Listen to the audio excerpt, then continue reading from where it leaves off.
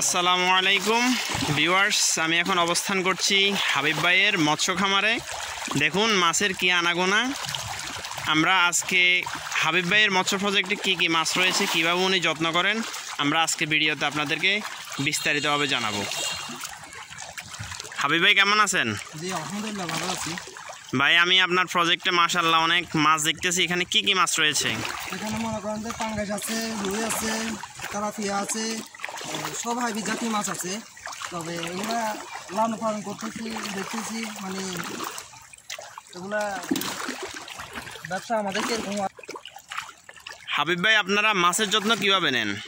মনে করেন যে এগুলো মাছ যত্ন সকালে 10টার দিকে খাদ্য মারি, ইয়ার বাদে মনে করেন যে বিকাল 3টার দিকে একবার খাদ্য মারি, ইয়ার বাদে মনে করেন যে প্রতি মাসের ভিতরে একবার জীবাণুনাশক বা চুন মারি।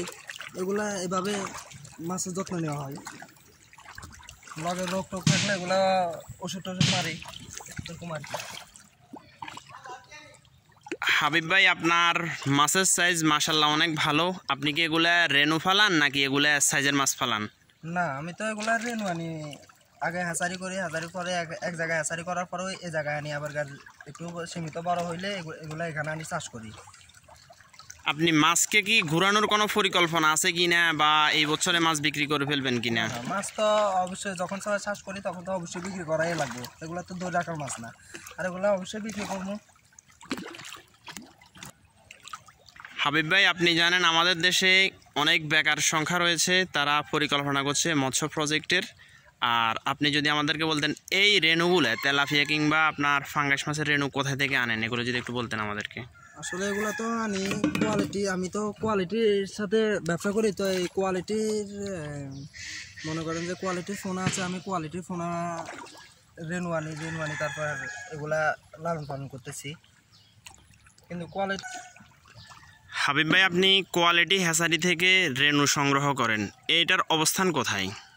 এটার অবস্থান মনে করেন যে এগুলো তো আমরা অর্ডার দিলে উত্তরবঙ্গ থেকে ওগুলা আনি, অর্ডার দিলে আমাদেরকে আনি দিই। ওদের ফ্যাক্টরি তো মনে হয় উত্তরবঙ্গের দিকে আছে, এই আর কি। কিন্তু এগুলোর ফলাফল মাশাআল্লাহ, দেখতে শুনতে মাশাআল্লাহ খুবই ভালো কোয়ালিটি বাচ্চাগুলো।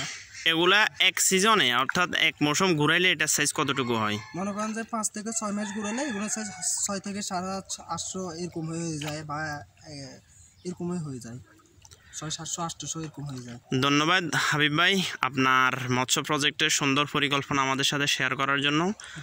দর্শক, আপনারাও চাইলে হাবিব ভাইয়ের মতো এভাবে মৎস্য প্রজেক্ট করতে পারেন এবং এভাবেই যত্ন নেন, ইনশাল্লাহ ভালো লাভবান হবেন। ধন্যবাদ। আসসালামু আলাইকুম রহমতুল্লাহি ওয়া বারাকাতুহু।